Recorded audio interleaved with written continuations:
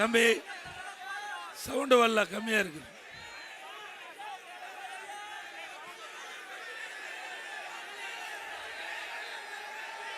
இருபெரும் தெய்வங்களை வணங்கி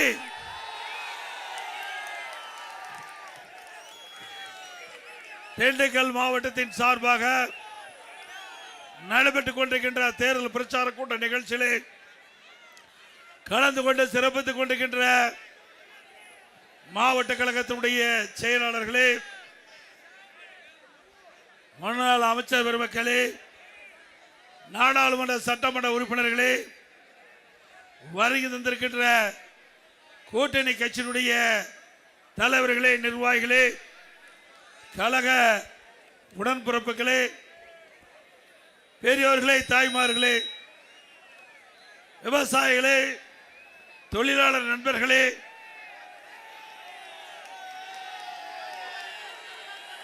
மகளிரை சேர்ந்த சகோதரிகளே, இளைஞர் பட்டாளங்களே, பத்திரிகையாளர்களே, ஊடக நண்பர்களே, அனைவருக்கும் என்னுடைய முதற்கண் நன்றி கலந்த வணக்கம். இப்போ திண்டுக்கல் மாவட்டம், திண்டுக்கல் நகரமே அதிர்ந்து போய்விட்டது.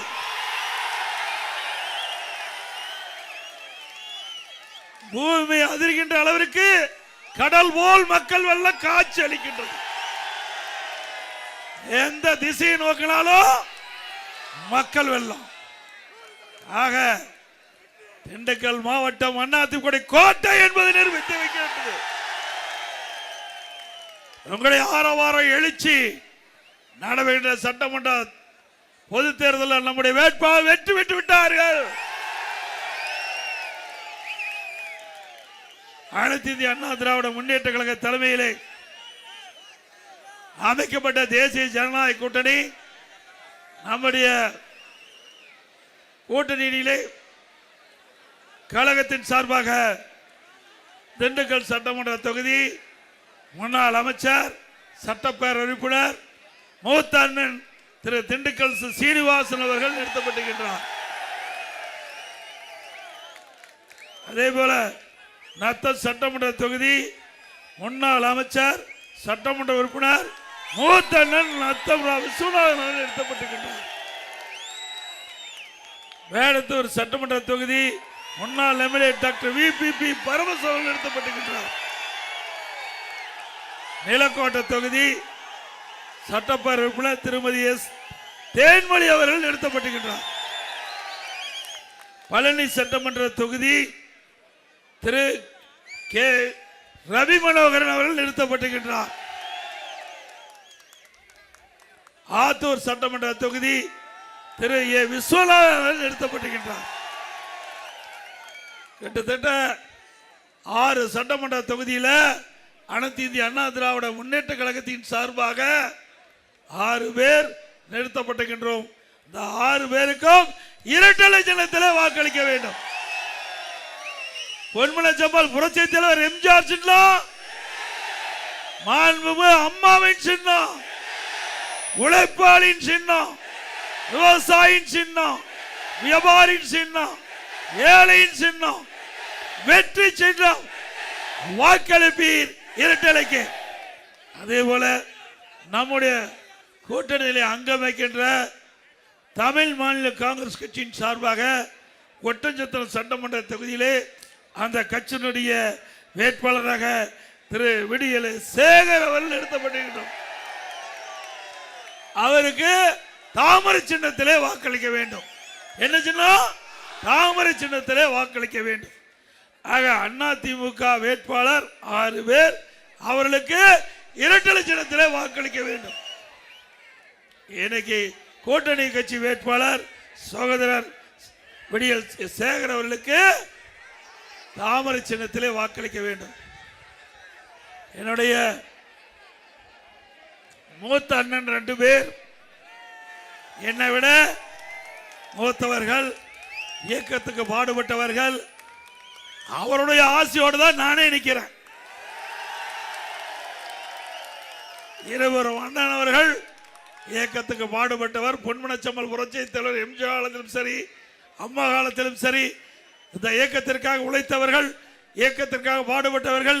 திண்டுக்கல் மாவட்டம் இன்றைக்கு பல்வேறு திட்டங்களை கொண்டு வருவதற்கு துணையாக நின்றவர். ஆக அப்படிப்பட்ட ஒரு நல்ல உள்ளம் படைத்தவர்கள், மக்களிடத்திலே நல்ல எண்ணம் கொண்டவர்கள், மக்களுக்கு சேவை செய்ய வேண்டும் என்று மீண்டும் தேர்தலில் போட்டியிடுகின்றார்கள். அவர்களுக்கு உங்களுடைய பொன்னான வாக்குகளை இரட்டை சின்னத்திற்கும் தாமர சின்னத்திற்கும் வாக்களிக்க வேண்டுமாய் இறைகரம் கூப்பி வேண்டி கேட்டுக்கிறேன்.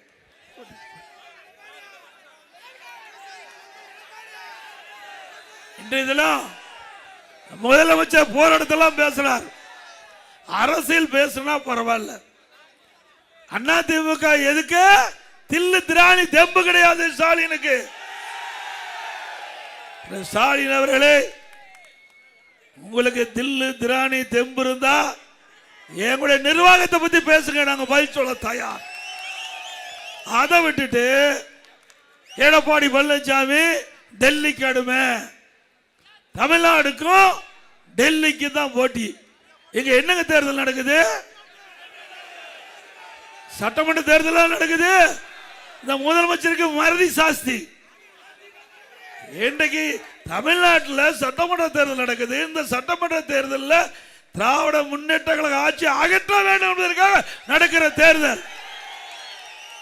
அதனாலதான் வேற எதுவுமே பேச முடியாத தமிழ்நாட்டுக்கு டெல்லிக்குன்னு பேசிட்டு இருக்காரு. இவருக்கு அடிக்கடி மறதி உண்டு. 2-3 நாளைக்கு முந்தி பார்த்தீங்கன்னா கடலூர் நினைக்கிறேன், அந்த கடலூர் மீட்டிங்கில் வேட்பாளர் அறிவிப்படுத்துறாரு. அப்ப என்ன சின்னம் என்ன சின்னம் என்ன சின்னங்கிறாரு. அவருடைய உதயசூரன் சின்னமே மறந்து போச்சு. அவருடைய உதயசூரன் சின்னமே மறந்து போச்சு. அவருடைய உதயசூரன் சின்னத்துல தான் அவங்க கட்சி சார்ந்ததா வேட்பாளர் நிறுத்துறாங்க. அது கூட தெரியாம கேட்டு அவர்கிட்ட இருந்து அந்த தகவலை பெற்று பேசுறார். ஆக ஸ்டாலின் அவர்களே, நடைபெறுகின்ற தேர்தல் சட்டமன்ற தேர்தல். நல்லா சத்தமா சொல்லுங்க, சட்டமன்ற தேர்தல் தானே இந்த தேர்தல். எந்த தேர்தல்? திரு ஸ்டாலின் அவர்களே, இந்த ஊடகத்தில் பார்த்து தெரிஞ்சுங்க, தமிழ்நாட்டில் நடக்கிறது சட்டமன்ற தேர்தல். இதை பத்தி பேசுங்க, நான் பதில் சொல்ல தயார். அதை விட்டுட்டு டெல்லிக்கும் தமிழ்நாட்டுக்கு தான் போட்டியாம். இப்போ ஒரு கிரிக்கெட் போட்டி வந்திருக்குது. நாட்டில் எவ்வளவு பிரச்சனை. ரோம் நகரம் எரிஞ்சிட்டு இருக்கும் போது அந்த மண்ணை பிடில் வாசிட்டு இருக்க மாதிரி நாட்டில் இவ்வளவு பிரச்சனை நடந்துக்கிட்டு, இதெல்லாம் விட்டுட்டு அவரு கிரிக்கெட்டை பத்தி பேசுறாரு. அப்புறம் கார்ல போவ கிரிக்கெட்டை பார்த்துட்டு போறாரு. இப்படிப்பட்ட முதலமைச்சர் வச்சுட்டு தான் நாடு விளங்குமா? நாட்டில் எவ்வளவு பிரச்சனை இருக்குது, தேர்தல் நடக்குது. இந்த தேர்தலில் என்ன செய்வோம், மக்களுக்கு என்ன பிரச்சனை அப்படின்னு தெரிஞ்சு அதுக்கு ஏதாவது செயல்பட்டா ஒரு நல்ல முதலமைச்சர். அதை விட்டுட்டு இவர் கார்ல போயிட்டு இருக்கிறது, நம்மோட பத்திரிகையாளர் கூட அதை படம் பிடிச்சு போடுறாங்க. அதான் நாட்டுக்கு தேவை. இங்க மக்கள் மக்களுக்கு சேவை செய்யாதான முதலமைச்சர் தேர்ந்தெடுத்தீங்க. ஏன்னா இவர் கிரிக்கெட் பார்க்கறதுக்காக தேர்ந்தெடுத்தீங்க. இப்போ நேற்று பேப்பர்ல பார்த்தேன், டிவியில பார்த்தேன், அப்படியே அழகாக வந்துட்டு போயிட்டு இருக்காரு. யாரே கேட்டுக்கிட்டு போனா இல்லை, நமக்கு என்ன கவலை அப்படின்னு கவலை இல்லாத முதலமைச்சர். மக்கள் படிக்கிட்ட கஷ்டம், துன்பம், துயரம், வேதனை அதை பத்தி எல்லாம் எல்முனை அளவும் கவலைப்படாத முதலமைச்சர் இன்றைய முதலமைச்சர் ஸ்டாலின். ஏங்க எவ்வளவு இன்னைக்கு நாட்டில் எவ்வளவு பிரச்சனை நடந்துகிட்டு இருக்குது, அதெல்லாம் இந்த முதலமைச்சருக்கு தெரியாது. ஏன்னா இன்றைக்கு கஷ்டப்பட்டு வந்திருந்தா தாங்க தெரியும். ஒருவன் நான்லாம் இங்கிருந்து இங்க வந்தவன், இங்கே நின்று இங்கே வந்தவன். ஆக கஷ்டம்னா என்னன்னா அனுபவ நீதியாக நாங்கள் உணர்ந்தவர்கள். ஆனா அவெல்லாம் செல்வ செழிப்புல வாழ்ந்தவர், கஷ்டத்தை பத்தியே உணராதவர், நாட்டு மக்களுக்கு என்ன நாட்டு மக்களுடைய நிலவரம் என்ன தெரியாத ஒரு முதலமைச்சர் இன்றைய முதலமைச்சர் ஸ்டாலின் அவர்கள். அது மட்டுமல்ல, இன்றைக்கு ஸ்டாலின் ஒன்று சொல்றாரு, எடப்பாடி பழனிசாமி வாய் மூடி இருக்கிறார். பாராளுமன்ற தொகுதி மறுவரையில் என்ன தகவல் சொல்றார், அதுக்கு என்ன பதில் கேட்கிறார் ஸ்டாலின் அவர்களே. ஏற்கனவே உள்துறை அமைச்சர் மரியாதைக்குரிய அமித்ஷா அவர்கள் தெளிவுபடுத்தி விட்டார், நாடாளுமன்ற தேர்தலில் மறுவரையில் தமிழ்நாடு எந்த விதத்திலும் பாதிக்காது. எந்த விதத்திலையும் சொல்லியாச்சுல்ல. ஆனா மத்திய அரசை குறை சொல்ல வேணும். அதுக்காக இதை இப்போ கையில் எடுத்துட்டு பேசிட்டு இருக்கிற முதலமைச்சர், இன்றைய முதலமைச்சர் ஸ்டாலின் அவர்கள் ஏற்கனவே மத்திய அரசாங்கத்தின் சார்பாக மத்திய உள்துறை அமைச்சர் மரியாதைக்குரிய அமித்ஷா அவர்கள் தெளிவாக சொல்லிவிட்டார். நாடாளுமன்ற தேர்தல், பாராளுமன்ற தொகுதி மறுவரையில் தமிழகத்தில் எந்த விதத்திலும் பாதிக்காது பாதிக்காது பாதிக்காது. இதுக்கு மேலே நீங்க பேசுனா இது இல்லைன்னு தான் அர்த்தம். வேற என்ன செய்ய முடியும்? உண்மைதானே? ஆக ஸ்டாலின் தோல்வி பயம் வந்துட்டது. தோல்வி பயம் நிச்சயமா தோல்வி பெறுது உறுதி. அதனால தோல்வி பயத்துல ஏதோ பேசிட்டு வராரு. ஆனா அத்தனையும் பொய். அப்புறம் எடப்பாடி பழனிசாமி மொழிக் கொள்கையில் என்ன செய்வார்னு நீதாப்பா ஏற்கனவே அந்த காலத்திலேயே யார் கொண்டு வந்தது? காங்கிரஸ் ஆட்சி மத்தியில் இருக்கின்ற பொழுதுதான் இந்திய எதிர்ப்பு போராட்டம் நடந்ததா இல்லையா? உண்மைதானுங்க. இந்திய எதிர்ப்பு போராட்டத்தில் மொழிக்காக பல பேர் உயிர் தியாகம் செஞ்சு மொழி போர் தியாகிகளுக்கு நாம் அஞ்சலி செலுத்திட்டு இருக்கிறோம். அப்படி இருக்கும் போது காங்கிரஸோட தான் நீங்க கூட்டணி வச்சிருக்கிற. உண்மைதானே? யாரோட கூட்டணி? எந்த ஆட்சி காலத்தில் இந்த இந்திய எதிர்ப்பு போராட்டம் வந்தது? மத்தியில் காங்கிரஸ் ஆட்சி, மாநிலத்தில் காங்கிரஸ் ஆட்சி. அந்த காலகட்டத்தில் தான் வந்தது. அப்படிப்பட்ட கட்சியோட கூட்டணி வச்சுக்கிட்டு மும்மொழி கொள்கை பத்தி நம்மகிட்ட பேசுறார். இன்னொன்னு என்னன்னா, இவருடைய குடும்பம், திரு ஸ்டாலினுடைய குடும்பம் சிபிஎஸ்இ பள்ளிக்கூடம் நடத்திட்டு இருக்காங்க. சிபிஎஸ்இ யாருகிட்ட எல்லாம் பேசிட்டு இருக்கிறீங்க? மக்களை எப்படி எல்லாம் ஏமாற்றுறாங்க பாருங்க. பேசுவது ஒண்ணு, செயல்படுவது ஒண்ணு. ஆக இப்படி இரட்டை வேடம் போடுகின்ற முதலமைச்சர் இன்றைய முதலமைச்சர் ஸ்டாலின் அவர்கள். திரு ஸ்டாலின் அவர்களே, அந்த காலத்தில் ஏமாத்துறீங்க, இப்பெல்லாம் ஏமாத்த முடியாது. பேச பேச லைவ்ல போயிட்டு இருக்குது. விஞ்ஞான உலகம், விஞ்ஞான உலகத்தில் நீங்க சொல்ற பொய்யெல்லாம் உண்மையாகாது. அப்புறம் இங்க ஒரு அமைச்சர் இருந்தார், யாரும் உணவுத்துறை மந்திரி, உங்களுக்கு தெரியும். அவர் பொங்கல் தொகுப்பு கொடுத்தார், மறக்கவே முடியாது. பொங்கல் தொகுப்பு நான் கூட பரவாயில்ல, அனைத்து இந்திய அண்ணா திராவிட முன்னேற்ற கழக ஆட்சியில் கொண்டு வரப்பட்ட திட்டம், ஆக திராவிட முன்னேற்ற கழகம் தொடருது அப்படின்னு நான் கூட நினைச்சேன். அதில் 21 பொருள், பைய சேர்த்து 21 பொருள் தருவதாக அறிவிக்கப்பட்டு பொருள் கொடுத்தாங்க. அந்த பொருளில் அந்த புளியில் பார்த்தா பள்ளி இருக்குது, அந்த அரிசியில் பார்த்தா வண்டு ஊறிக்கிட்டு இருக்குது. அப்புறம் வெல்லம் கொடுத்தாங்க, ஒழுகிற வெள்ளத்தை கொடுத்தாங்க. எல்லாம் பொங்கலுக்கு வெள்ளம் கொடுக்கல, மக்களுக்கு வெள்ளம் கொடுத்துட்டாங்க. மக்களுக்கு பெரிய வெள்ளத்தை கொடுத்துட்டாங்க. ஒழுகிற வெள்ளத்தை கொடுத்த மந்திரி தான் இங்க இருக்கிற யாரு, நீங்களே பேர சொல்லியிருக்கேன். உங்க திருவண்ணாமலையில் 2 டன் வெல்லம், 2 டன் வெல்லம், அது சாப்பிடுவதற்கு உகந்ததல்ல அப்படின்னு அந்த கலெக்டர் நிராகரிச்சிட்டார். அப்படி ஒழுகிற வெள்ளத்தை கொடுத்த ஆட்சி மீண்டும் தேவையா? ஏழைகளுக்கு கொடுக்கின்ற பொருள், ஏழைகளுக்கு கொடுக்கின்ற பொருள், ரேஷன் கடையில் ஏழைகளுக்கு கொடுக்கின்ற பொருள் கூட தரமான பொருளா கொடுக்க முடியாத அரசாங்கம், அதுல ஊழல் செய்கின்ற அரசாங்கம் நாட்டுக்கு தேவையா? எவ்வளவு பெரிய மோசடி! அதோட இன்னைக்கு இந்த பகுதியில் கண்மொழி கிழங்கு விவசாயிகள் பயிரிட்டு இருக்காங்க.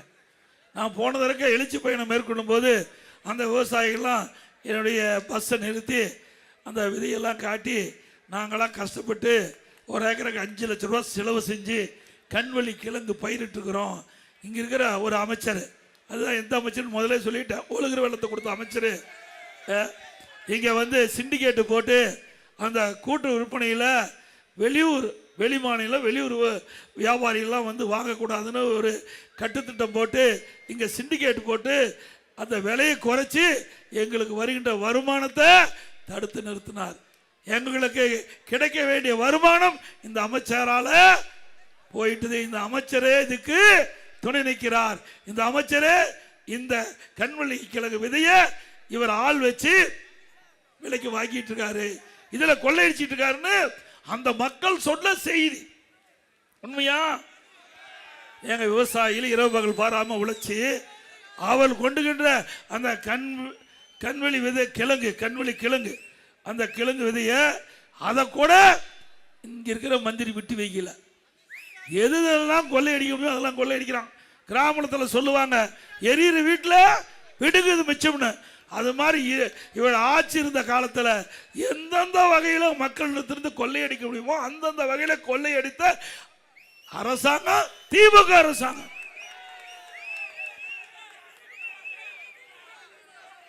அதே போல இப்ப கூப்பன் கொடுக்குறாங்களாம். என்ன கூப்பன் 8000 கூப்பன் கொடுக்குறாங்களாம். ஏன்? அதில் தான் ஊழல் செய்ய முடியும். நாம அதிமுக தேர்தல் அறிக்கையில் நம்முடைய மக்கள் படுகிற கஷ்டத்தை பார்த்து நேரடியா வங்கி கணக்கில் 10000 ரூபாய் கொடுக்குறோம். வங்கி கணக்கில் நேரடியா 10000 ரூபாய். இவர்கள் என்ன சொல்றாங்க? நம்முடைய அறிவிப்பை பார்த்துட்டு 8000 ரூபாய் கூப்பன் கொடுக்கணும்னு சொன்னா அந்த கூப்பன்ல கமிஷன் கிடைக்கணும். இந்த கூப்பன் திமுக காரன் தான் 100% திமுக ஆட்சிக்கு வர போறதில்ல, 100% வர போறதில்ல. ஆனாலும் அந்த தேர்தல் அறிக்கை வெளியிடும் போது கூட திமுக குடும்பத்துக்கு என்ன வருமானம் வரும் என்று திட்டமிட்டுதான் அந்த தேர்தல் அறிவிப்பை வெளியிடுறாங்க. சிந்திச்சு பாரு. அண்ணா திமுகவுக்கு திமுக தான் உள்ள வேறுபாடு. அதுல 8000 கூப்பன் கொடுக்கணும், 8000 ரூபாய் கூப்பன் கொடுக்கணும். அதுல திமுக காரன் தான் கொடுப்பான். அதுல அதுக்கு கமிஷன் வாங்கிட்டு தான் கொடுப்பான். பிறகு அந்த கடைக்கு போனீங்களா அந்த பொருள் தான் வாங்க சொல்லுவான். அதுல அவருக்கு கமிஷன் கிடைக்கும். இப்படி மக்களுடைய பணத்தை எந்தெந்த வழியில சுரண்ட முடியுமோ அந்தந்த வழியில தேர்தல் அறிவிப்பு கொடுப்பதில் கூட சுரண்டுகின்ற ஒரே கட்சி திமுக கட்சி. உண்மையா பொய்யா? அதோட அண்ணா திமுக ஆட்சி இருக்கின்ற பொழுது அரசு பள்ளியை படிக்கின்ற மாணவ செல்வங்கள் இன்னைக்கு பெரும்பாலும் கிராமத்திலிருந்து நகர வரை அரசு பள்ளி படிக்கின்ற மாணவர்கள் ஏழை குடும்பத்தை சேர்ந்தவர்கள், நடுத்தர மக்கள், விவசாயி, விவசாய தொழிலாளி, கூலி தொழிலாளி, இப்படிப்பட்ட குழந்தைகள் தான் அரசு பள்ளி படிக்கிறாங்க. அந்த மாணவருடைய கனவு நனவாக 7.5% உள்ளிடஒதுக்கீடை கொண்டு வந்து சட்டம் இயற்றப்பட்டு அமுல்படுத்தப்பட்டு இன்னைக்கு 3000 பேர் மருத்துவ கல்வி கிடைச்சிருக்கு. 3000 பேர். யார் எதிர்கட்சி கோரிக்கை வைக்கல, பொதுமக்கள் கோரிக்கை வைக்கல. நானும் அரசாங்க பள்ளியிலே படித்தவன். அரசாங்க பள்ளியை படித்த மாணவர்களுடைய எதிர்காலம் அவள் கனவு நனவாகும் அடிப்படையில் இன்றைக்கு 3000 பேரை அரசு பள்ளி படித்த மாணவர்களை மருத்துவர் ஆக்கப்பட்ட அரசாங்கம் அதிமுக அரசாங்கம். இந்த உள்ஒதுக்கீடுல இடம் கிடைத்த மாணவர்கள் மருத்துவ கல்வி கட்டணம் முடியாது. அப்படி கல்வி கட்டணம் கட்ட முடியாத அந்த ஏழை மாணவர்களுடைய கஷ்டத்தை பார்த்து அதிமுக அரசாங்கமே இந்த இடஒதுக்கீட்டில் மருத்துவ கல்வி கிடைத்த மாணவர்களுக்கு அரசாங்கமே அந்த கல்வி கட்டணத்தை செலுத்தும் அந்த அறிவிப்பை கொடுத்து 1 ரூபாய் செலவு இல்லாம இன்றைக்கு அரசு பள்ளியில் படிக்கின்ற மாணவர்கள் இன்றைக்கு மருத்துவ கல்வி கிடைக்குது. இது அதிமுக சாதனை. இப்படி ஒரு சாதனையாவது திமுக ஆட்சியில் செய்யப்பட்டிருக்குதா?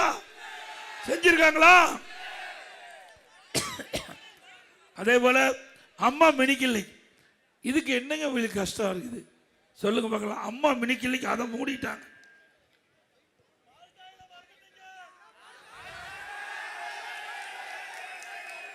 அம்மா மினி கிளினிக்கு 2000 அம்மா மினி கிளினிக்கு நான் திறந்தேன். ஏன்னா நான் கிராமத்தில் பிறந்து வளர்ந்தேன். எங்கள் ஊர்லேருந்து எடப்பாடிக்கு போனால் 16 கிலோமீட்டர் போனால் தான் எடப்பாடிக்கு போக முடியும். அங்கே ஏதாவது நோய்வாய்ப்பட்டால் அங்கே மருத்துவ சிகிச்சை செய்ய வேண்டும். அந்த எண்ணம் எனக்கு வந்தது. உடனே தமிழ்நாட்டில் இருக்கின்ற எல்லா கிராமத்திலிருந்து நகர வரை மக்கள், ஏழை மக்கள் அதிகமாக வசிக்கின்ற பகுதியில் ஒரு அம்மா மினி கிளினிக் திறக்கப்பட வேண்டும் என்ற அடிப்படையில் திறந்தோம். ஒரு அம்மா மினி கிளினிக்கில் MBBS டாக்டர், ஒரு செவிலியர், ஒரு மருத்துவ உதவியாளர் நியமித்து அற்புதமாக நடந்தது. ஏழை மக்கள் அங்கே போய் நல்ல சிகிச்சை பெற்று வந்தாங்க. அது அதிமுக நல்ல பேர் இருந்தது. உடனே ஸ்டாலின் பார்த்தார், ஆகா இதே தொடர்ந்து செயல்பட்டா அதிமுக நல்ல பேர் வந்துடும், மக்கள்கிட்ட செல்வாக்கு வந்துடும், அதை ரத்து பண்ணிட்டார். ஏழைகளுக்கு சிகிச்சை அளிக்கக்கூடிய சிகிச்சை அளிப்பதை கூட பொறுத்து கொள்ள முடியாத அரசியல் காழ்ப்புணர்ச்சி கொண்ட முதலமைச்சர் நாட்டுக்கு தேவையா? இதுல என்னங்க அரசியல் இருக்குது? ஒவ்வொரு அரசியல் கட்சியும் நாட்டு மக்களுக்கு நன்மை செய்ய வேண்டும் என்பதற்கு தான் அரசியல் கட்சியை தொடங்குறாங்க. ஆனா திமுக அப்படி இல்லை. குடும்பத்துக்காக இருக்கின்ற கட்சி திமுக கட்சி, மக்களுக்காக இருக்கின்ற கட்சி அண்ணா திமுக கட்சி. ஸ்டாலின் அவர்களே, நீங்க எதெல்லாம் ரத்து பண்ணீங்களோ, அம்மா மினிக்கிளிக்கு ரத்து பண்ணிருக்கிறீங்க. மீண்டும் அண்ணா திமுக ஆட்சிக்கு வந்தவுடன் அம்மா மினிக்கிளிக்கு திறக்கப்படும். அதே மாதிரி இங்கே பெரும்பாலும் விவசாயிகள் அதிகமாக இருக்கிறீங்க. இன்றைக்கு மழை காலத்தில் பெய்கின்ற நீர் வீணாக போகிறது. அப்படி மழை காலத்தில் பெய்கின்ற நீர் முழுவதும் சேமித்து வைக்க வேண்டும் என்பதற்காக குடிமராமத்து திட்டத்தை கொண்டாந்து ஏரி குளம் குட்டை எல்லாமே தூர்வாரப்பட்டு அந்த வண்டல் மண் விவசாயியுடைய நிலத்திற்கு இயற்கை உரமாக பயன்படுத்தினாங்க. ஒன்று ஏரி ஆழமாச்சு, மற்றொன்று விவசாயியுடைய நிலம் நல்ல பண்பாடு கொண்டாந்தோம். அந்த திட்டத்தை நிறுத்திட்டாங்க. அப்போ விலையில்லாமல் அள்ளிட்டு போனாங்க. அதிமுக அந்த திட்டத்தை இப்போ ரத்து பண்ணிட்டாங்க. மீண்டும் அதிமுக ஆட்சி வந்தா குடிமராமத்து திட்டம் தொடரும். விவசாயிகள் தாராளமாக ஏரி குளம் குட்டையில மண் அள்ளிக்கலாம். அதே போல இன்றைக்கு விவசாயிகளுக்கு தொடக்க வேளாண் கூட்டுறவு வங்கியில் வாங்கிய பயிர்க்கடன் 2 முறை தள்ளுபடி பண்ணோம். விவசாயிகளுக்கு 2 முறை தள்ளுபடி பண்ணோம். 16 அம்மா தள்ளுபடி பண்ணாங்க. 2021 12,500 கோடி விவசாயிகள் வாங்கிய கடன் தள்ளுபடி செய்யப்பட்ட அரசாங்கம் அதிமுக அரசாங்கம். இந்த திண்டுக்கல் மாநகராட்சியில் 4.5 கோடி ஊழல், வரி ஊழல் பண்ணியிருக்காங்க. தெரியுமில்ல உங்களுக்கு? அதில் சம்பந்தப்பட்ட அதிகாரி எல்லாம் கம்பி எண்ணிட்டு இருக்கான்னு நினைக்கிறேன். ஜாமீன்ல வந்துட்டாங்களா என்னமோ தெரியல. ஜாமீன்ல வந்துட்டாங்களா வரல. ஆக உங்ககிட்ட இருந்து வரிவாய பேரு உங்ககிட்ட வரி வாங்கி அதில் அடிப்படை தேவைகளை நிறைவேற்றணும். இதுதான் மாநகராட்சியோடைய பணி. ஆனால் இந்த திண்டுக்கல் மாநகராட்சியில் இந்த வருவாய மோசடி செஞ்சு 4.5 கோடி மோசடி செஞ்சு அவர் மீது வழக்கு செய்யப்பட்டு அவரெல்லாம் இன்றைய தினம் சிறையில் இருப்பதாக நான் கேள்விப்பட்டேன். அதே போல அதிமுக ஆட்சி இருக்கின்ற வரை எவ்வளவு பிரச்சனை பண்ணாங்க உங்களுக்கு நல்லா தெரியும். கொஞ்சம் நஞ்ச பிரச்சனையா பண்ணாங்க. எத்தனை போராட்டம், அத்தனை போராட்டத்துக்கு நான் அனுமதி கொடுத்தேன். ஆயிரக்கணக்கான போராட்டம். மக்களுக்கு பிரச்சனையை அரசுடைய கவனத்தை கொண்டு வரணும். போராடிக்க. இந்த ஆட்சியில் ஒரு போராட்டத்தை கூட அனுமதி கொடுக்க மாட்டாங்க. அந்த கூட்டணி கட்சிக்கே கிடையாது. அந்த கூட்டணி இருக்கிற கம்யூனிஸ்ட் கட்சிக்கு கிடையாது, விடுதலை சிறுத்தைக்கு கிடையாது. மக்களுடைய குறைகளை, மக்களுடைய பிரச்சனையை இந்த அரசுடைய கவனத்துக்கு கொண்டு வருவதுதான் போராட்டம். அதை கூட ஒடுக்கின்ற அரசாங்கம் தான் திராவிட முன்னேற்ற அரசாங்கம் என்பதை இந்த நேரத்தில் தெரிவித்து, அது மட்டும் இல்லை, எங்கே பார்த்தாலும் போதைப் பொருள் விற்பனை. கஞ்சா விற்காத இடம் எங்காச்சும் இருக்குதா? கிராமத்திலிருந்து நகரம் வரை சந்து பொந்து எல்லா பக்கையும் கஞ்சா விற்பனை அமோகமாக விற்குது. இந்த கஞ்சா போதை ஆசாமியால் தான் குற்றம் அதிகரிச்சிருக்குது தமிழ்நாட்டில். குற்றம் அதிகரித்ததுக்கு காரணமே இந்த கஞ்சா போதை ஆசாமியால். அந்த கஞ்சா போதை ஆசாமி இளைஞர்கள், மாணவர்கள், பொதுமக்கள் இந்த கஞ்சாவுக்கு அடிமையாகி அப்படி வாழ்க்கை சீரழியுது இந்த ஆட்சியில். இதற்கு யார் துணை? திமுக நிர்வாகிகள் துணை இருப்பதாக செய்தி. நல்லா சிந்திச்சு பாருங்க. நாம் பெற்ற பிள்ளை நம் கண் முன்னே சீரழியக்கூடிய நிலை இந்த ஆட்சியெல்லாம் பார்க்கப்படுகிறது. அது மட்டும் இல்ல, இந்த பாலியல் வன்கொடுமை நடப்பதற்கு காரணமே இந்த கஞ்சா போதை ஆசாமி. இந்த கஞ்சா போதை ஆசாமியால கொலை, கொள்ளை, திருட்டு, வழிப்பறிவு, பாலியல் வன்கொடுமை நடக்காத நாளே இல்லை. இந்த ஆட்சி, இப்படிப்பட்ட ஆட்சி தேவையா? அதிமுக ஆட்சி வந்தவுடனே 3 மாதத்தில் தமிழகத்தில் கஞ்சாவை அறவாக ஒழிக்கப்படும். இன்றைக்கு சிறுமிக்கு பாதுகாப்பு இல்லை, பெண்களுக்கு பாதுகாப்பு இல்லை, பாட்டியம்மா கூட பாதுகாப்பு இல்லை. உண்மைதானே? பத்திரிகையிலே ஊடகத்தில் செய்தி வந்துட்டு இருக்குல்ல. இன்றைக்கு தமிழகத்தில் 18,000 பாலியல் சீண்டல் அதன் மூலம் வழக்கு பதிவு செஞ்சு 18,000 வழக்குகள் பாலியல் சம்பந்தப்பட்ட வழக்குகள். அதுல 6,999 வழக்குகள் சிறுமிகள் பாதிக்கப்பட்ட வழக்கு, போக்சோ வழக்கு. போக்சோ வழக்குனா 8 வயசுக்கு குறைவாக இருக்கின்ற சிறுமிகள் பாலியல் கொடுமைக்கு ஆளாக்கப்பட்டிருக்கிறாங்க. 6999 பேர் இந்த ஆட்சியில் பாலியல் சீண்டலுக்கு ஆளாக்கப்பட்டுன்னா அந்த சிறுமியுடைய நிலைமை என்னன்னு சிந்திச்சு பாருங்க.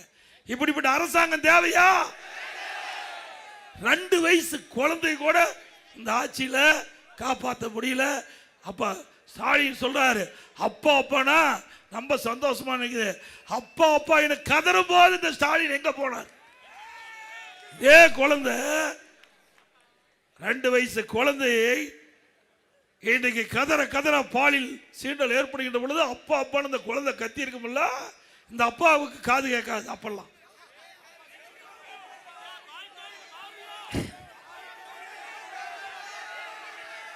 தம்பி அடிக்கடி பால்டே சொன்னா மறுபடி பழைய நிலைக்கே போயிடக்கூடாது.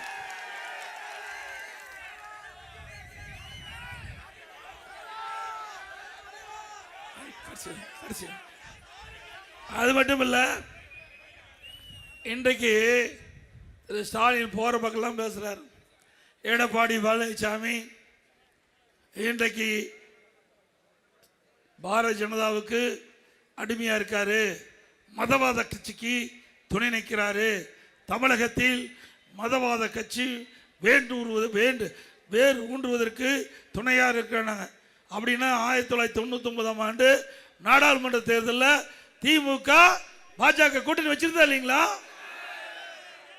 அப்போ திமுக பிஜேபி வெற்றி பெற்று மத்தியில் மரியாதைக்கு மறைந்த வாஜ்பாய் அவர் தலைமையில் ஆட்சி அமைக்கப்பட்டது. அந்த ஆட்சியில் முரசொலி மாறன் அவர்கள் மத்திய அமைச்சராக இருந்தார்.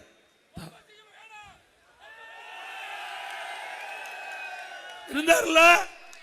அப்ப பாரு, திரு கருணாநிதியும் அவர் மருமகனும் எப்படி வாஜ்பாய்க்குள்ளா போடுறாரு பாருங்க, எப்படி ஐஸ் வைக்கிறாங்க பாருங்க.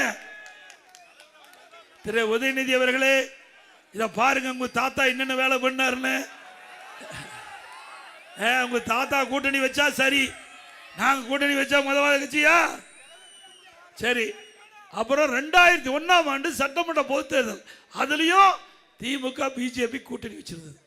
அப்பெல்லாம் மதவாத கட்சியா தெரியாதா? நாம கூட்டணி வச்சா மதவாத கட்சி, திமுக கூட்டணி வச்சா நல்ல கட்சி.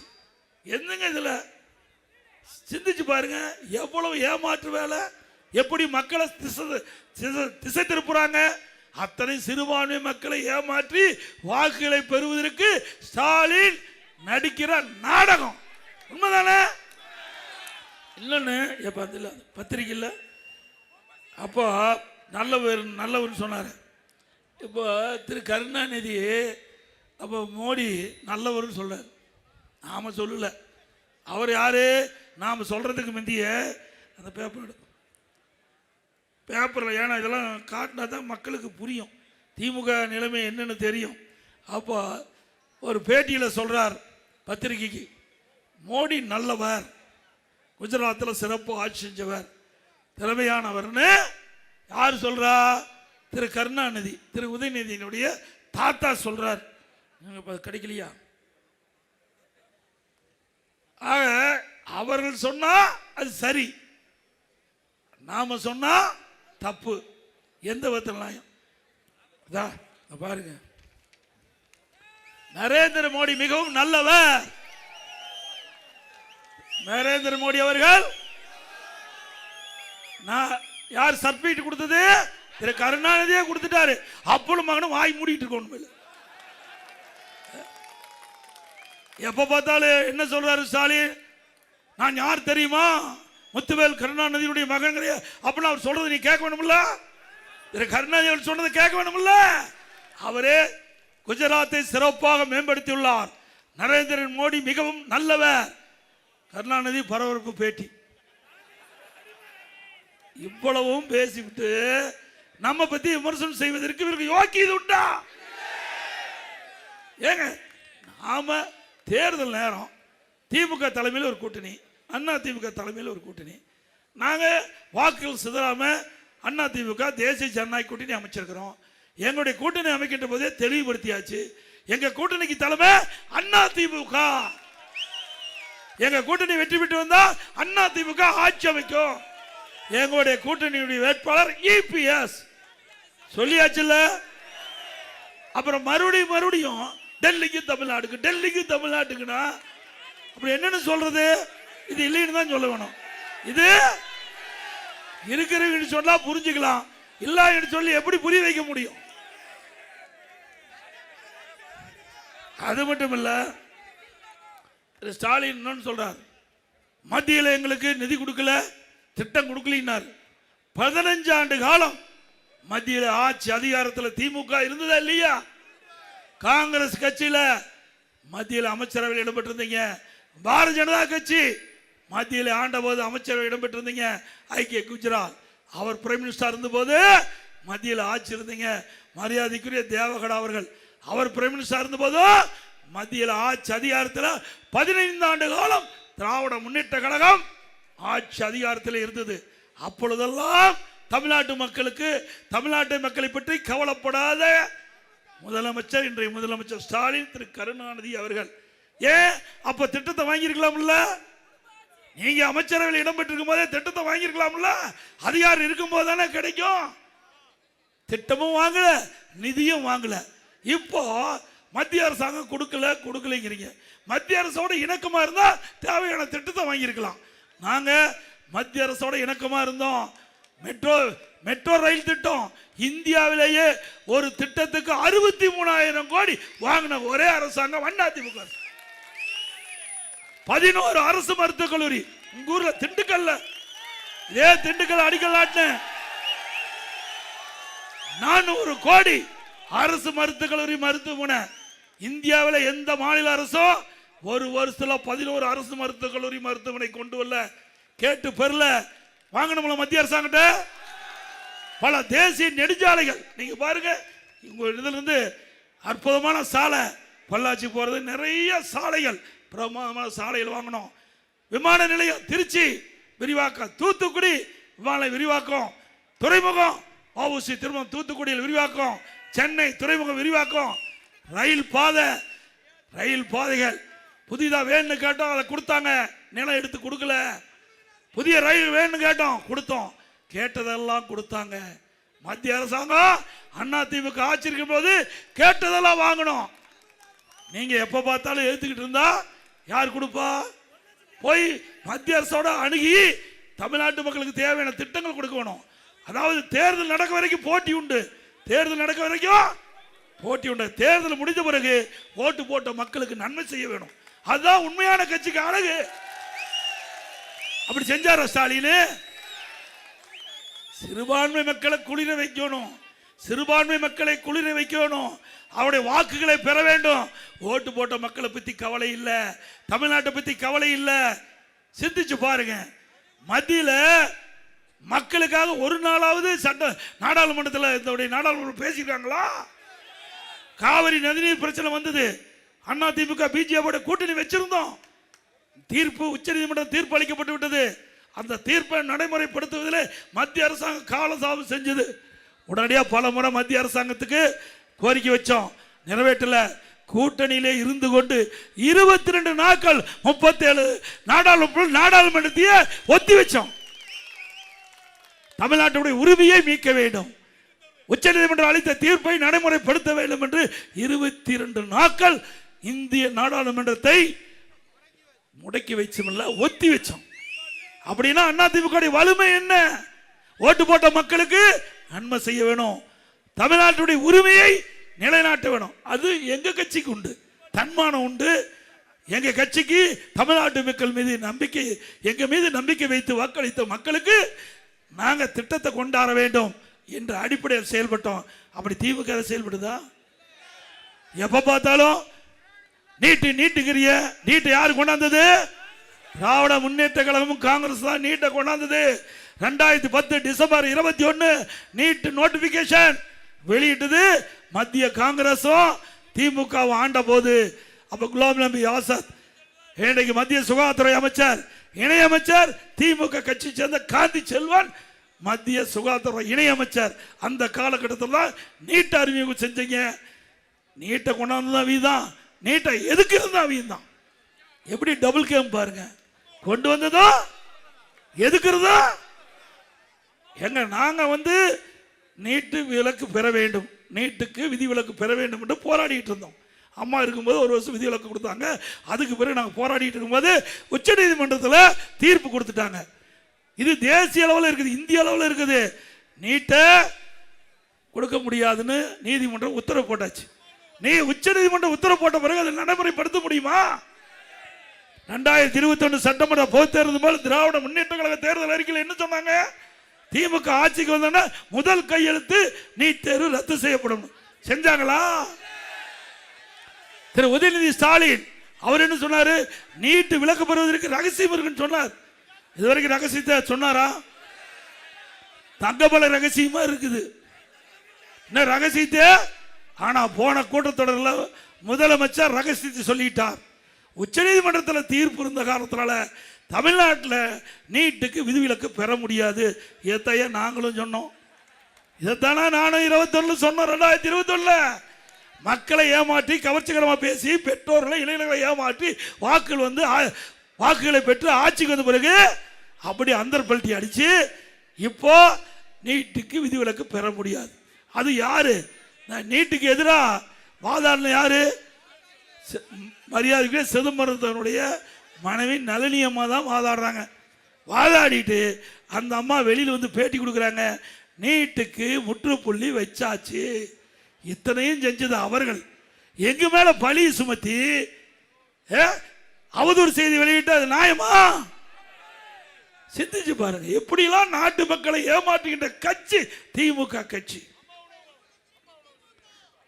அதே போல அம்மா உணவகத்தை பொறுத்த வரைக்கும் வேண்டுமென்றே திட்டமிட்டு அரசியல் காழ்ப்புணர்ச்சியின் காரணமாக ஏழைகளுக்கு அற்புதமாக அம்மா உணவகம் செயல்பட்டு தரத்தை குறைச்சாங்க, பொருளை குறைச்சாங்க, அதில் வேலை செய்கிற பணியாளரை குறைச்சாங்க. பல அம்மா உணவகம் மூடினாங்க. மீண்டும் அண்ணா திமுக ஆட்சி நிச்சயம் உறுதிப்பட வரும். மூடப்பட்ட அம்மா உணவகம் திறக்கப்படும். இப்போ தரமான உணவு கொடுக்கல, தரமான சுவையான உணவு கொடுக்கப்படும். அது மட்டுமல்ல, அண்ணா திமுக ஆட்சி மலர்ந்த உடனே இந்த அம்மா உணவகம் முதலமைச்சருடைய நேரடி பார்வையிலே இருக்கும். இன்றைக்கு பல பேர் சொல்றாங்க அண்ணா திமுக ஆட்சி வந்தா எப்படி இந்த அறிவிப்பெல்லாம் நிறைவேற்றுவாங்க, கடல்ல இருக்குதுன்னு சொல்றாங்க. அவர்களுக்கு சொல்லிக் கொள்வதெல்லாம் ஒன்றே ஒன்று, கொரோனா காலம். கொரோனா காலங்க உங்களுக்கு எல்லாமே தெரியும் எப்படிப்பட்ட காலம்னு.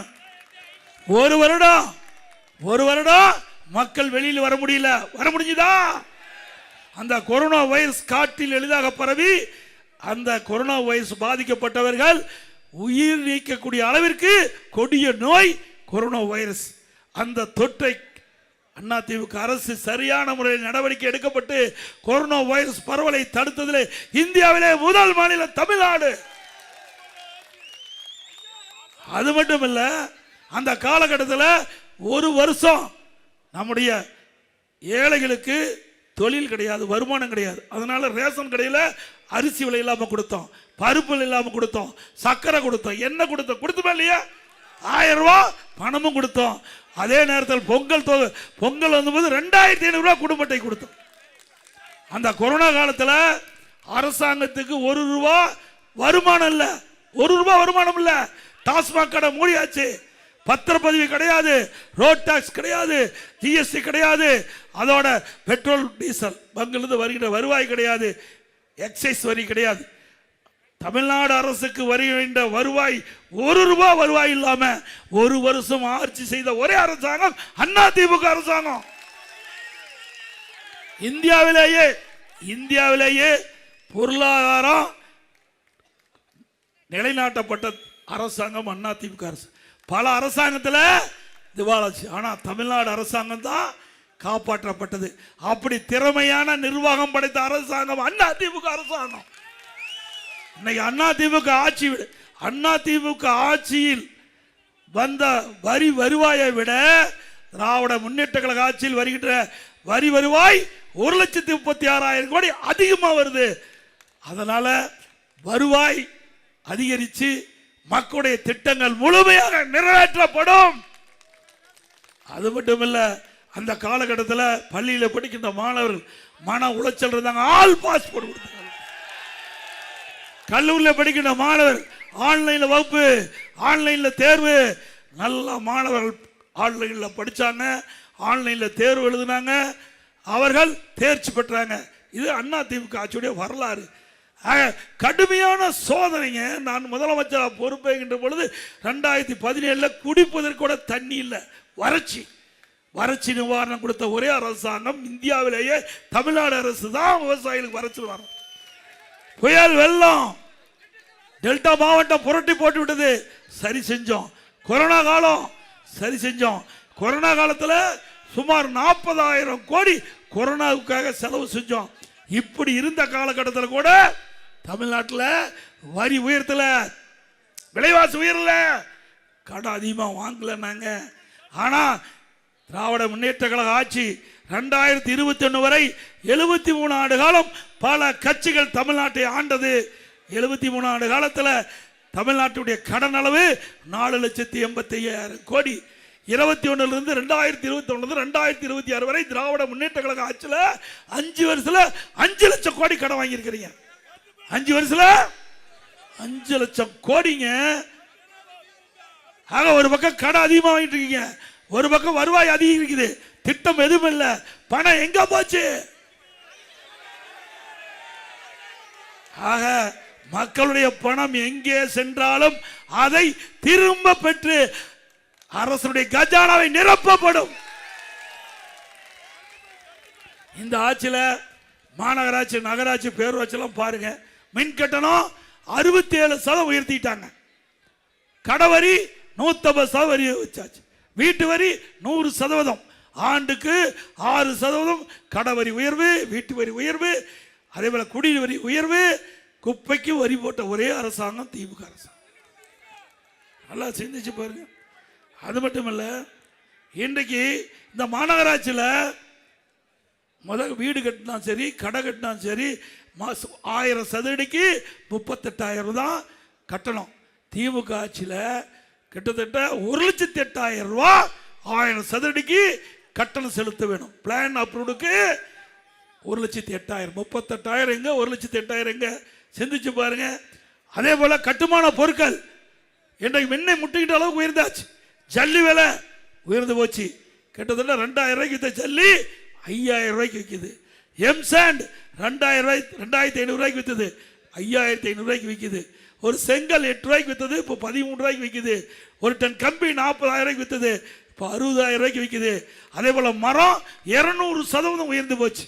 சிமெண்ட் மூட்டை ஒரு மூட்டை 240 ரூபா, அதிமுக ஆட்சியில் இப்போ 340 ரூபாய்க்கு விற்குது. இப்படி கட்டுமான பொருளுடைய விலை விண்ணை முட்டிக்கிட்ட அளவுக்கு உயர்ந்து போச்சு. இதே திராவிட முன்னேற்ற கழக தேர்தல் அறிக்கை 2021 அதில் தெரிவிச்சாங்க, இந்த கட்டுமான பொருட்கள் விலை உயர்ந்தா அத்தியாவசிய பட்டியலில் சேர்க்கப்படும் என்று. நான் சட்டமன்றத்தில் கேள்வி கேட்டேன், நீங்க அறிவிச்சிருக்கிறீங்க, உங்களுடைய தேர்தல் அறிக்கையில் இருக்குது, கட்டுமான பொருட்கள் விலை உயர்ந்தாச்சு, அத்தியாவசிய பட்டியலில் சேர்த்து விலையை குறைன்னு சொன்னோம். குறைக்கவே இல்லை. ஏன்னா கமிஷன் வாங்கிட்டு இருக்காங்களா, எங்க போய் குறைப்பாங்க? அதே போல இன்றைக்கு கிராமத்தில் இருக்கின்ற பெண்கள் 100 நாள் வேலை திட்டத்தை 150 நாளா உயர்த்தினாங்களா? இன்றைக்கு நாங்க தொடர்ந்து மத்திய அரசு வலியுறுத்தி 100 நாள 125 நாள் ஆகியிருக்கிறோம். மீண்டும் அதிமுக ஆட்சி வந்தவுடன் 125 நாள 150 நாளா உயர்த்தப்படும்.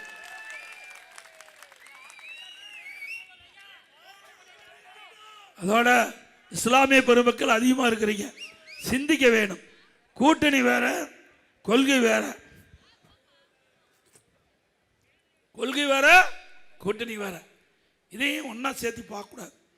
இன்றைக்கு கூட்டணி என்பது ஒவ்வொரு தேர்தல் வருகின்ற பொழுது வாக்குகள் சிதறாம அதை ஒன்றாக சேர்த்து நிறுத்தப்படுகின்ற வேட்பாளரை வெற்றி பெற செய்து அந்த கட்சி ஆட்சிக்கு வரணும். அதுக்காக கூட்டணி அமைக்கிறாங்க.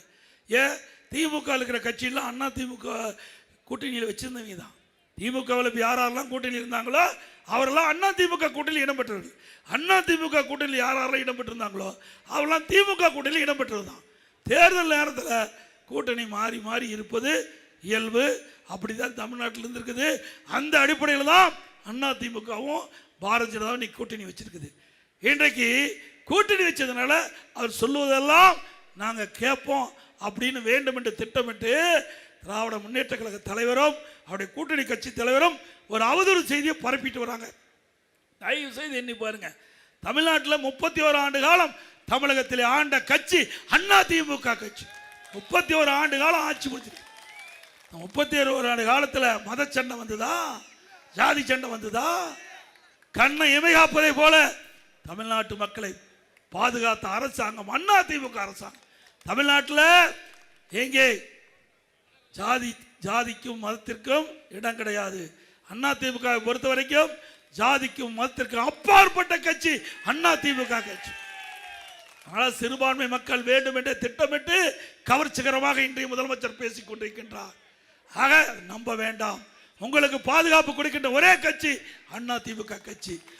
கண்ணை இமைகாக்கின்றது.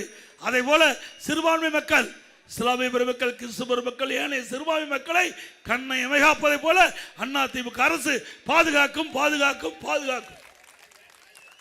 இதுல சிறுபான்மை மக்களுக்கு நிறைய திட்டங்களை நாங்க கொண்டாந்து நிறைவேற்றிருக்கிறோம். அம்மா இருக்கும்போது 2001ஆம் ஆண்டு இஸ்லாமிய பெருமக்கள் வைத்த கோரிக்கை, புனித ரமலான் மாதத்தில் பள்ளிவாசலுக்கு நோன்பு கஞ்சி தயாரிக்க அரிசி வேணும்னு கேட்டாங்க. 5400 மெட்ரிக் டன் முத கொடுத்த ஒரே அரசாங்கம் அதிமுக அரசாங்கம். இஸ்லாமிய பெருமக்கள் வசிக்கின்ற நாட்டில் கூட கொடுக்கல. இந்தியாவில் முத தமிழ்நாட்டில் தான் அம்மா இந்த நோன்பு கஞ்சி தயாரிக்க அரிசி கொடுத்த அரசு அதிமுக அரசு. நாகூர் தர்கா சந்தனக்கூடு திருவாரூருக்கு தேவைப்படும் சந்தன கட்ட விலையில்லாம நாங்கள் இருக்கு வரை கொடுத்துட்டு இருந்தோம். 2018 வரை ஹஜ் புனித பயணம் மேற்கொள்ள இஸ்லாமிய பெருமக்களுக்கு மத்திய அரசு ஆண்டுக்கு 6 கோடி மானியம் கொடுத்தது. திடீரென்று 2019ஆம் ஆண்டு நிறுத்தப்பட்டு விட்டது. இஸ்லாமிய பெருமக்கள் நான் முதலமைச்சர் இருந்த பொழுது கோரிக்கை வைத்தார்கள். அண்ணன் அவர்கள் அமைச்சராக இருக்கும் போது இடத்துல கோரிக்கை வைத்தார்கள். அதன் அடிப்படையிலே அதிமுக அரசாங்கம் மத்திய அரசு ஹஜ் புனித பயணம் மேற்கொள்வதற்கு வழங்கப்பட்ட நிதியை நிறுத்தினாலும் மாநில அரசு வழங்கப்படும் என்று அறிவிப்பு கொடுத்து தொடர்ந்து வழங்கணும். 2021ஆம் ஆண்டு இஸ்லாமிய பெருமக்கள் மீண்டும் என்னை சந்தித்து ஹஜ் புனித பயணம் மேற்கொள்வதற்கு வழங்கப்படுகின்ற நிதியை உயர்த்தி வழங்க வேண்டும் என்று கேட்டாங்க. அதன்படி 6 கோடி கொடுத்ததை 12 கோடி ரூபாயாக உயர்த்தி வழங்கிய அரசாங்கம். ஹஜ் பயணிகள் சென்னையில் தங்கி செல்வதற்கு ஹஜ் எல்லாம் வேணும்னு கேட்டாங்க. 15 கோடி அதிமுக அரசு ஒதுக்கி கொடுத்தது. 2016 முதல் ஹாஜிகளுக்கு மாதந்தோறும் 20,000 ரூபாய் மதிப்பூதிய வழங்க திட்டம் துவக்கப்பட்டது. உலமாக்கள் மற்றும் மோதினாளர்களுக்கு ஓய்வூதிய பயனாளிகளுடைய எண்ணிக்கை உயர்த்த வேண்டும் என்று கோரிக்கை வச்சாங்க. 2004 முதல் 2006 600 பேராக உயர்த்தினோம். அவர்களுக்கு வழங்கப்படுகிற ஓய்வூதியம் 750 3000 உயர்த்தி வழங்கணும். உலமாக்களுக்கு புதிய இருசக்கர வாகனம் வாங்க மானியம் கேட்டாங்க. 25,000 ஒரு இருசக்கர வாகனம் வரதுக்கு மானியம் கொடுத்தோம். வகுப்பு வாரியத்திற்கு ஆண்டு நிர்வாக மானியம் மற்றும் பள்ளி வாசல்கள், தர்காக்கள், பழுதுபார்த்தல் மற்றும் புனரமைப்பு பணிகளை மேற்கொள்ள நிதி ஒதுக்கி வழங்கப்பட்டது. இஸ்லாமிய வகுப்பினருக்கு நேரடி நியமன முறையில் நிரப்பப்படாத பணியிடங்களுக்கு முன்கொணர்வு முறையை நீடிக்க அரசாணை வெளியிட்டது அதிமுக ஆட்சி. 2018ஆம் ஆண்டு கஜா புயல் அங்கே நாகப்பட்டினம் மாவட்டத்தில் இருக்கிற நாகூர் தர்கா குளக்கரை இடிஞ்சு போச்சு. நான் நாகப்பட்டினத்தில் போகும்போது இஸ்லாமிய பெருமக்கள் எங்களுக்கு கோரிக்கை வச்சாங்க, அங்கே நாகூர் தர்கா குளக்கரையை பாருங்க, அதை சீரமைக்க வேண்டும் சொன்னாங்க.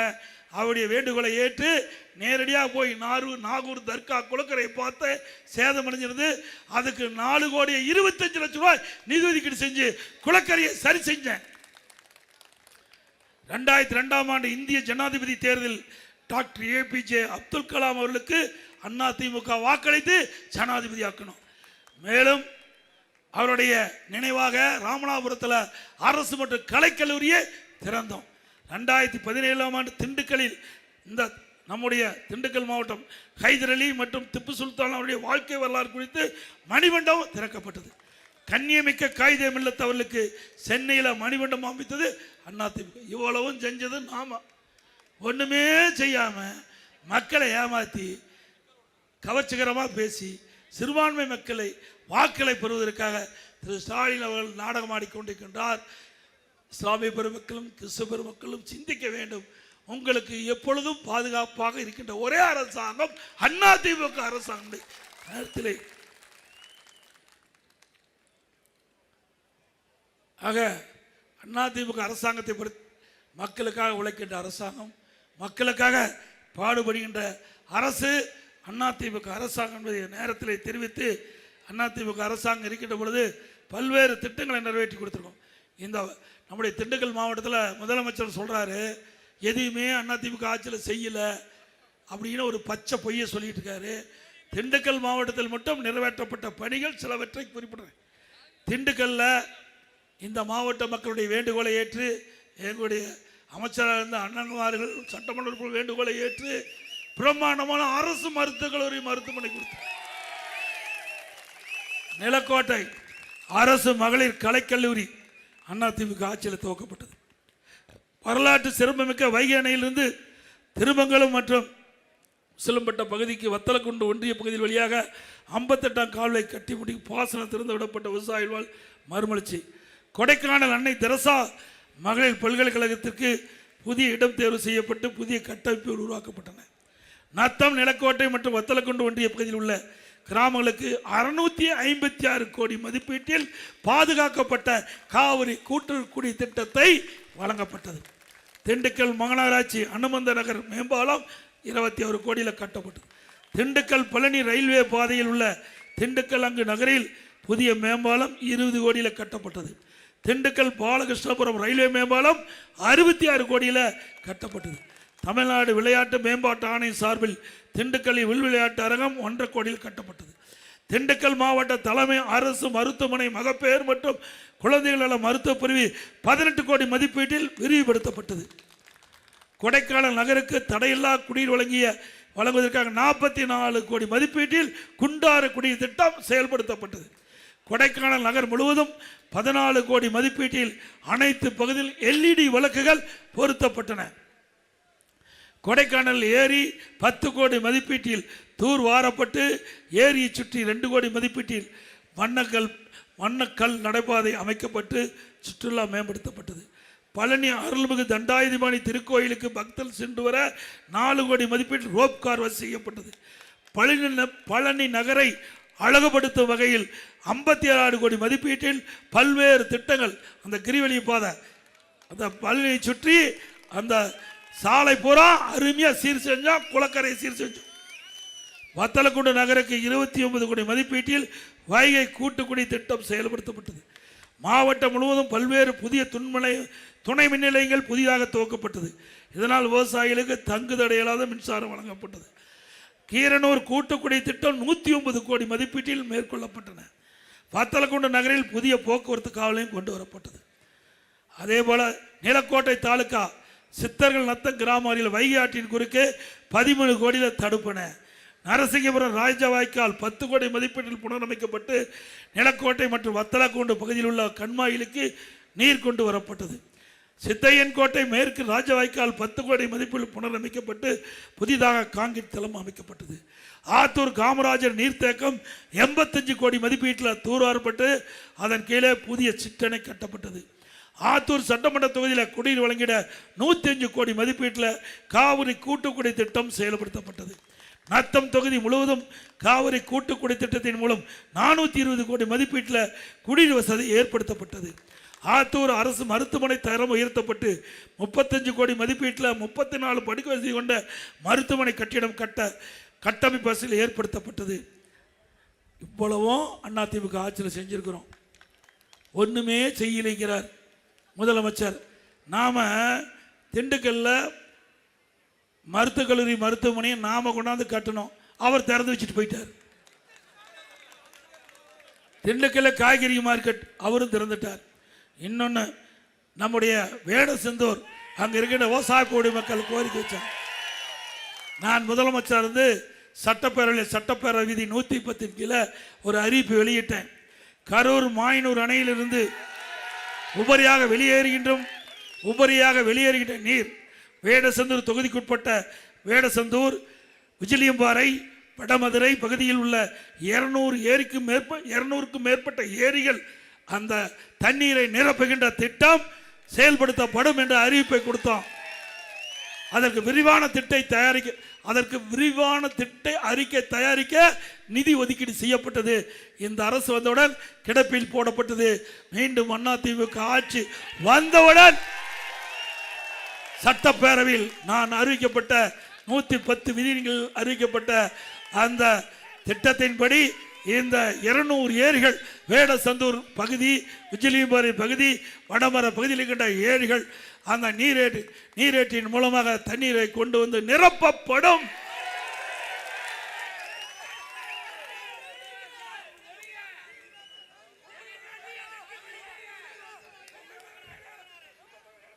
அதே போல அதிமுக ஆட்சிக்கு வந்தவுடன் 297 அறிவிப்புகள் வெளியிட்டிருக்கிறோம்.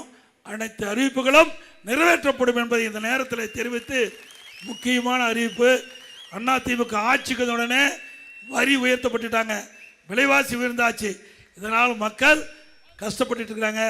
அதிலிருந்து விடுவிக்க வேண்டும் என்ற அடிப்படையில் எல்லா குடும்ப அட்டைக்கும் 10,000 ரூபாய் சிறப்பு உதவித்தொகை வங்கியிலே செலுத்தப்படும். மாதந்தோறும் குடும்ப தலைவியினுடைய பெயரிலே 2,000 ரூபாய் வங்கி கணக்கிலே செலுத்தப்படும். அதே போல எல்லா குடும்ப அட்டைதாரருக்கும் விலை இல்லாமல் ஃப்ரிட்ஜ் வழங்கப்படும். வேலைக்கு செல்லும் பெண்களுக்கு 25,000 மானியத்துடன் 5 லட்சம் அம்மா இருசக்கர வாகனம் வழங்கப்படும். எல்லா குடும்ப அட்டைக்கும் ஆண்டுக்கு 3 கேஸ் சிலிண்டர் விலை இல்லாமல் வழங்கப்படும். ஒவ்வொரு ஆண்டும் தைப்பொங்கல் என்று பொங்கல் தோப்பு கொடுப்போம், அதோட 1000 ரூபாய் வழங்கப்படும். ஒவ்வொரு தீபாவளி என்று வருகின்ற பொழுது பெண்களுக்கு அற்புதமான பட்டுப்புடவை வழங்கப்படும். எப்போ பெண்கள் தான் நகர பேருந்தில் கட்டணம் இல்லாமல் பயணம் பண்ணுறாங்க. அதிமுக ஆட்சி அமைந்த உடனே நகர பேருந்தில் ஆண்களும் கட்டணம் இல்லாமல் பயணம். அதே போல ஆட்டோ ஓட்டுநர்கள் அவர் சங்கத்திலே பதிவு செய்யப்பட்ட உறுப்பினராக இருந்தால் புதிய ஆட்டோ வாங்கினா 75,000 ரூபாய் மானியம் வழங்கப்படும். அதே போல மரம் ஏறும் தொழிலாளர்கள் அந்த மரம் ஏறுகின்ற தொழில் ஈடுபட்டுகின்ற பொழுது தவறி விழுந்து உயிரிழந்தால் அவர்களுக்கு 10 லட்சம் ரூபாய் நிவாரணம் வழங்கப்படும். மரம் ஏறும் தொழிலாளிக்கு உபகரணங்கள் விலை இல்லாமல் வழங்கப்படும். கட்டுமான தொழிலாளர்கள் அந்த பணி செய்து கொண்டிருக்கின்ற பொழுது தவறி விழுந்து உயிரிழந்தால் அந்த குடும்பத்துக்கு 25 லட்சம் ரூபாய் நிவாரணம் வழங்கப்படும். அதே போல மாற்றுத்திறனாளி கூட்டுறவு சங்கத்தில் வாங்கிய கடன் முழுவதும் தள்ளுபடி செய்யப்படும். நகர பகுதியிலே சாலை ஓரமாக கடை வைத்து வியாபாரம் செய்கின்றவர்கள் கூட்டுறவு வங்கியிலே வாங்கிய கடன் தள்ளுபடி செய்யப்படும். மீண்டும் புதிதாக அவள் கடை திறக்கப்பட்டால் அவளுக்கு 2 லட்சம் ரூபாய் குறைந்த வட்டி கடன் கொடுக்கப்படும். அதே போல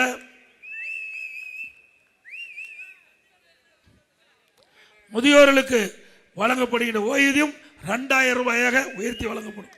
அம்மா இல்ல திட்டம் அனைத்து ஏழைகள் ஜாதி மத பாகுபாடு இல்லாமல் அனைத்து ஏழைகளுக்கும் வீடு இல்லாத அனைவருக்கும் அற்புதமான காங்கிரீட் வீடு கட்டி கொடுக்கும். அதோட பட்டியலின மக்கள், ஆதிராட மக்கள், அருந்திதீர் மக்கள், மலைவாழ் மக்கள், இந்த மக்களுடைய குடும்பத்தில் இருக்கின்ற ஆண் வாரிசுகள் திருமணமாகி தனி குடித்தனம் போகின்ற பொழுது அவளுக்கு வீடு இல்லாமல் தவிப்பதாக எங்களிடத்தில் கோரிக்கை வந்துள்ளது. அவருடைய கோரிக்கையின்படி அப்படி திருமணமாகி தனி குடித்தனம் போகின்ற பொழுதுக்கு அரசாங்கமே சொந்தமாக இடம் வாங்கி அற்புதமான காங்கிரீட் வீடு அந்த மக்களுக்கு வழங்கப்படும். படித்த இளைஞர்கள், பட்டம் பெற்ற இளைஞர்கள் வேலைவாய்ப்பு அலுவலகத்திலே பதிவு செய்யப்பட்டு பணி கிடைக்காமல் இருந்தால் அந்த இளைஞருக்கு பணி கிடைக்கின்ற வரை மாதந்தோறும் 2,000 ரூபாய் வழங்கப்படும். +2 வரை படித்தா 1000 ரூபாய் வழங்கப்படும். அதே போல ரேஷன் கடையில் வழங்கப்படுகின்ற அரிசி சற்று தரம் குறைவாக இருப்பதாக என்னிடத்தில் புகார். அதிமுக ஆட்சி அமைந்தவுடனே ரேஷன் கடையில் வழங்கப்படுகின்ற அரிசி மளிகை கடையில் வாங்குகின்ற அரிசிக்கு இணையாக தரமான அரிசி வழங்கப்படும். அது எத்தனை ஆயிரம் கோடி செலவானாலும் பரவாயில்ல, ரேஷன் கடையில் போடுகின்ற அரிசி கடையில் வாங்குகின்ற அரிசியை விட தரமான அரிசி. இப்போ விலையில்லா அரிசி தான் வழங்கப்படுறோம். அதிமுக ஆட்சி உடனே விலையில்லா பருப்பு வழங்கப்படும், விலையில்லா எண்ணெய் வழங்கப்படும். அதே போல நம்முடைய விவசாயிகள் தொடக்க வேளாண் கூட்டுறவு கடன் சங்கத்தில் வாங்கிய பயிர்கடன் தள்ளுபடி செய்யப்படும்.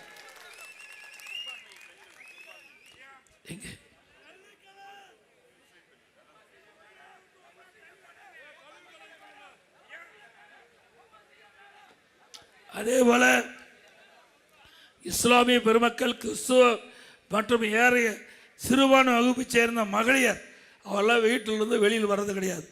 அப்படிப்பட்ட நம்முடைய சிறுபான்மை மக்கள் அவர் சுய தொழில் தொடங்குவதற்கு முன் வந்தால் வட்டிலா கடன் அவர்களுக்கு வழங்கப்படும். சுயமாக அந்த இஸ்லாமிய பெண்கள், கிறிஸ்தவ பெண்கள், ஏனைய சிறுபான்மை பெண்கள் வீட்டிலிருந்தே தொழில் தொங்க வட்டிலா கடன் வழங்கப்படும்.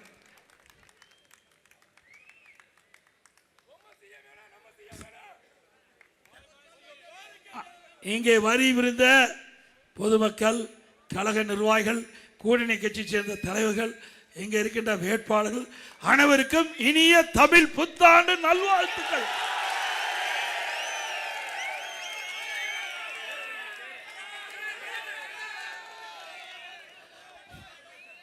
கால நேரம் அதிகனால பேர் நிறைய கொடுத்துருக்குறாங்க.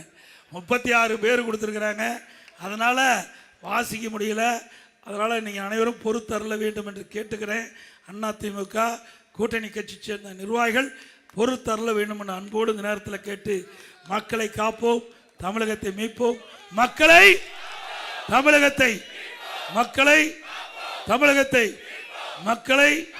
தமிழகத்தை ஸ்டாலின் மாடல் அரசு, பெயிலியர் மாடல் அரசு. Bye bye Stalin. AIADMK winning. AIADMK நல்லாட்சி கம்மிங். நன்றி, வணக்கம்.